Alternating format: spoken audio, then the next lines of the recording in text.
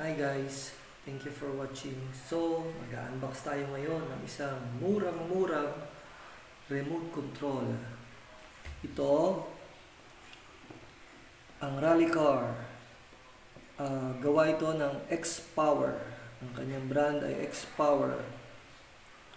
1:22 scale rally car. High speed car, maximum velocity, kilometers per hour. So, hindi siya top of the line, hindi rin siya ganun ka-premium, pero cheap lang ito. So, ito, in-order ko online sa Shopee. Ang pinanggalingan lang yata nito, Bulacan eh. Tapos, nasa 500 pesos lang siya. Kasama na shipping. More than 500 pesos. So ito, buksan natin siya. Yun, tanggal na siya. So ito siya. So may box. Yung box niya, siyempre, dineliver lang. So, may mga maliliit na damages, kagaya nito. Hindi siya ganoon ayos ang box. Pero maliliit na damages lang naman. At saka box lang naman to. Importante yung nasa loob. So, ano siya? Mga 500 pesos. Below 600. So, ayan siya. So, ang pinili ko, color green.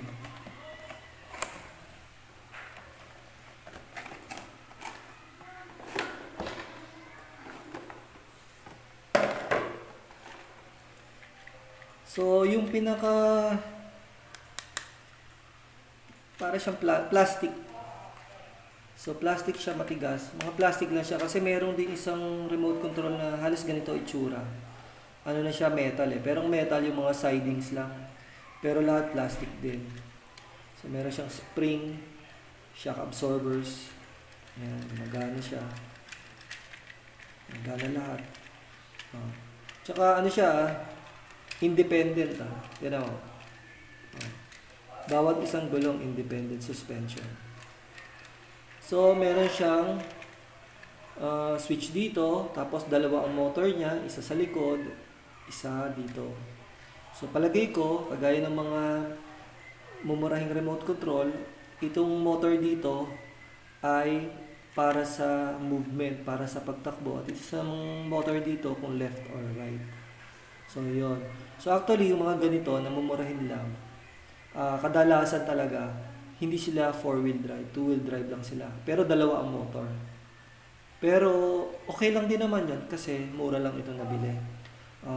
Mga between 500 and 600 pesos including shipping. So ano ba nandito sa box? So ito yung pinaka-car. Ito yung kanyang remote control. So wheel type, steering type yan na ganyan. So may switch, tsaka ito kung advance o palikod o back. So ayan. So bubuksan natin siya. So ito yung kanyang charger. So kagandahan dito, USB type na rin siya. Didiretso nyo lang kung saan nyo gusto. Pero ang advice ko sa inyo guys, kung isasaksak nyo to, isaksak nyo siya doon sa pinaka slow charger, yung adapter at saka yung pinaka maliit na capacity. Huwag doon sa mga high powered at saka mga high, para magtagal yung battery life itong remote control. So may kasama siyang Philips. So buksan natin. So ito yung screw.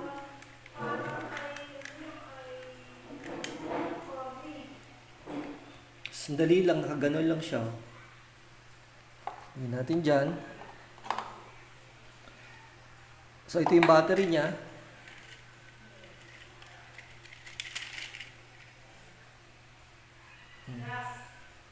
So, ito ay isang 300 mAh 3.6 volts.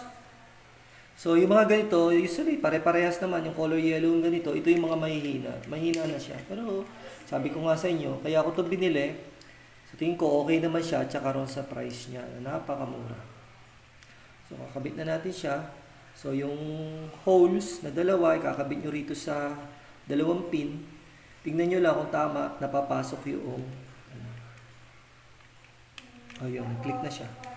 So babalik na natin siya, ayusin nyo lang ng maigi para hindi hanggat maaari, hindi nakaangat itong plastic na cover niya.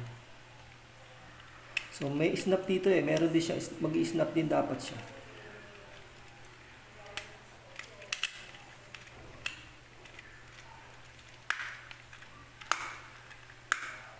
Mag-snap, ikatanggalin natin ito.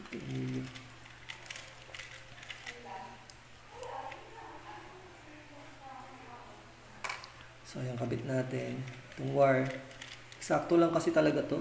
Maganda rin naman yung eksakto lang siya para pag gumagalaw, hindi masyado natatagtag yung baterya.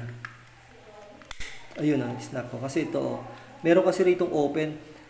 Yung iba kasi hindi nila napapansin to. Basta na lang nila inaangat, nababali. Kaya meron pa siya dyan, ano mo yan, ipe-press mo papunta rito sa switch bago mo siya iangat.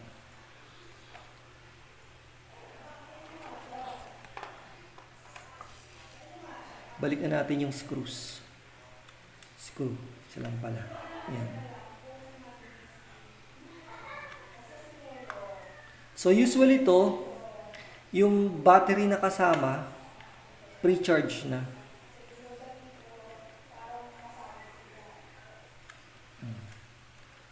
So, next, yun namang pinaka-remote control. So ito, made of plastic pa rin. Malaki siya, kahit sa akin na adult, okay siya hawakan. Okay siya hawakan, kahit na adult na ang gumagamit. Malaki siya, pero mapapansin mo talaga yung plastic niya, maninipis lang. Kaya ang number 1 dito, ingatan lang na huwag mabagsak. Kasi mabilis siya masira kung ganun. Pero kung hindi naman siya mababaksak, usual na gamit, palagi ko tatagal to. So ito, slide mo. So hindi pa siya, wala pa siyang kasamang battery. So kayo na magpo-provide doon. So ang battery gagamitin ko ay itong rechargeable na Eneloop. So tingin ko ito pinakamagandang rechargeable battery ngayon sa market Eneloop. So ayan. So slide ko ulit siya.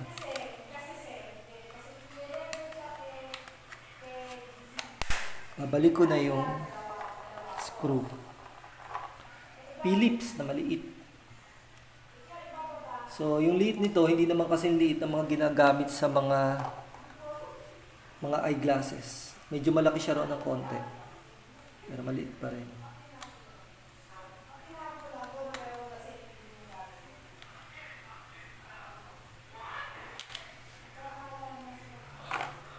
So ito yung charger niya. So try natin, buksan. So i-on ko siya ngayon. Ayun nagla-light siya.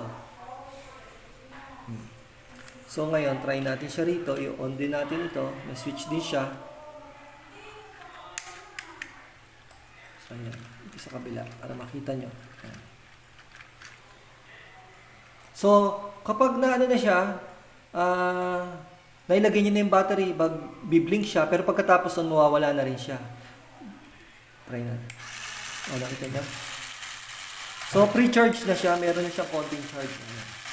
Ito, kapag, pinul nyo tong trigger, pa-forward siya. Kapag naman, pinush nyo pa sa front, pa-backward siya. So, yan. Pag pull, forward, then backward.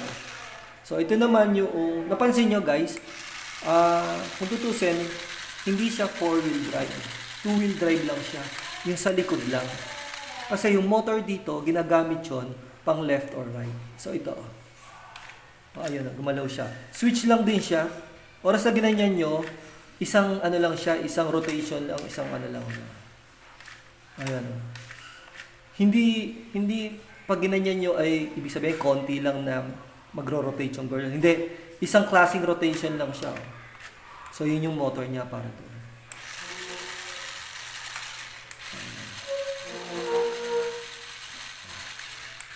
So, pre-charge na siya. So, ang included lang yung battery ng car, rechargeable. Pero yung nasa remote, wala siya. Ang battery nasa remote control, AA ang size.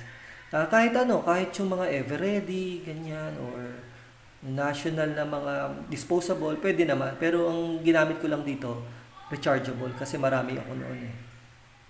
So, yan guys.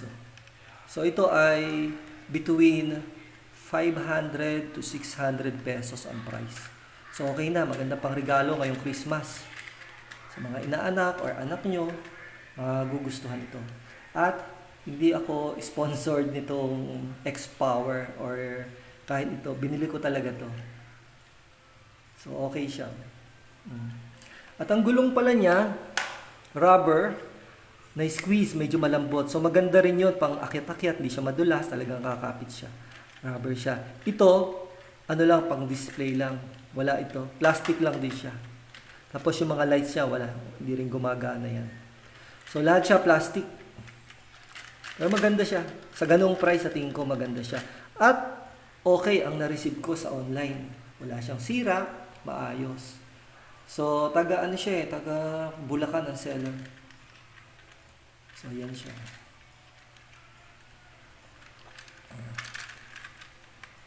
So, hindi siya 4-wheel drive. 2-wheel drive lang siya. So, guys, thank you for watching. Thank you sa time nyo. Sana mag-subscribe kayo or like nyo itong video para makagawa pa uli ako.